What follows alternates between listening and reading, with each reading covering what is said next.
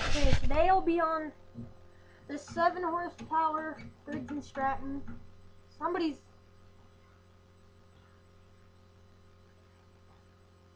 looking for their dog or something.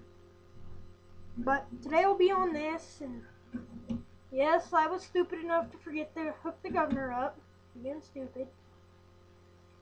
And but I don't think that really affects it. What I think affects it is this piece right here that holds the air filter on.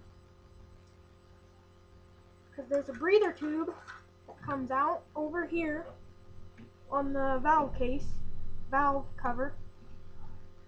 Comes along here and it goes into this hole right here. This hole right there. And I'm thinking that's why it's being affected. This is right on the end of there. So somebody's really getting pissed off at their dog. And anyways, this is a different carburetor, and it's got a little thing for a wire to pull it back and forth. I'm pretty sure there was a bracket that came up and did that, or all that good stuff. This will be a video helping out Robinson, because his carburetor is flooding. That means your bowl is stuck. You can take a screwdriver and just tap it a little bit, and if it still doesn't get unstuck, you gotta take that screw, and that screw off, these 3 screws, and you gotta also take that air filter element part off this, and it should just, and then before you take these out, you're gonna want to take your jet out. That's this screw right there. Here, this one. Take this is a 7/16, I think, and take this off. And then there's a jet up in here. Take a really small screwdriver that does not touch the edge, or you'll screw your bowl up and be screwed like I did. But I ran into some luck on that one, so then you can take your bowl off. If it's really stuck in there, then you gotta move it up and down, just kind of bobble it up and down, and it should work from there. And check your seat, like put gas to it and push it up, push your float up, not very hard but lightly, and push your float up, and if gas stops, then your seat up here is good. If it doesn't stop, then you gotta check your seat up in here, because there's a needle back here that goes up, and then there's a little rubber, like O-ring almost, not an O-ring though, and you gotta check, put a new one in there, or make sure that it's in there straight, not sideways or whatever. Make sure the end of your needle is nice and clean, then your jets are nice and clean, this one's nice and clean, and you should be able to go. And I do have a breather tube for this, I just haven't worked on it. So, yeah. I hope you can hear me in this video, because I'm trying to scream at the computer, since it doesn't have very good voice in it. Very good sound pickup, unless I like do something like this. Then it picks that up real good. But I have a couple of those exhausts that Ben Robertson has on his, but I like this one, so. The 5 horse, yeah, that kind of shit the bed through a rod.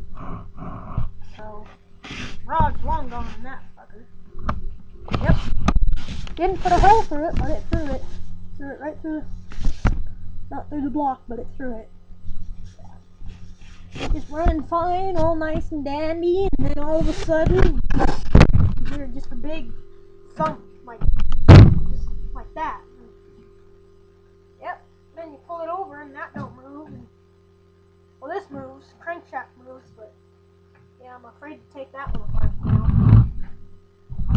But yeah, this is a 72, I believe. Yeah, 72. I think Ben Robinson's is a 73, but I don't think there's much of a difference. This one, believe it or not, came from the trash too. Yeah, somebody threw this one out too.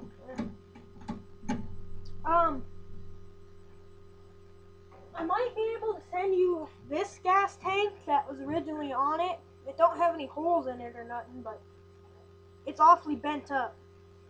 I mean, there's a couple dents in it. I mean, around this strap there's a dent, and around this one there's a dent. I don't have another mounting bracket, but I have the straps for it. So, if yours has the straps on it, then meant the mounting bracket, then you should be good. I have the other strap right here. Yeah, I might be able to send this one to you if you send me like your name and address and state. So, yeah, this one don't want to decide on what it wants for its idle though. So, yeah. And it's still not going on the go-kart until I can figure that problem out. Yeah, that's my life. The 3-horse I got a new diaphragm for. I need to get a new diaphragm for this one. This 4-horse. Because, its diaphragm is so stiff that it won't suck any gas at all. I got the gas tank loaded though, but that's about it.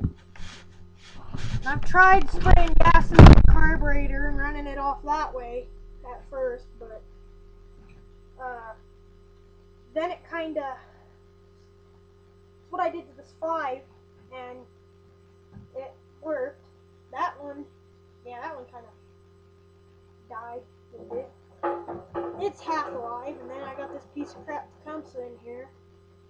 Tecumseh's not really all that bad, but before I knew a lot about engines, I took this engine and tried to put it on something without a blade, and then it didn't run, so I got kind of pissed off at it. And I kind of took it off and threw it at the ground. Didn't break. It needs a new pull starter, air filter, and well, that's all it needs. Well, I don't have gas for that. But any kind of gas tank, even if it's plastic, is pretty flippin' expensive. And the gas tank for this 7 here, yeah, this one, $70. This is actually off a 10, this gas tank here. This is off a 10 that was laying around. IC, believe it. And yeah, that one, yeah, probably $70. $70 for the little 5s and the 3s, and the 2s I'm not sure about. The little really small ones that are like that thick, I'm not sure how much those ones are. But, well, that's all I got for today. If anybody can tell me why it's doing that, please, because I really cannot figure it out. See ya,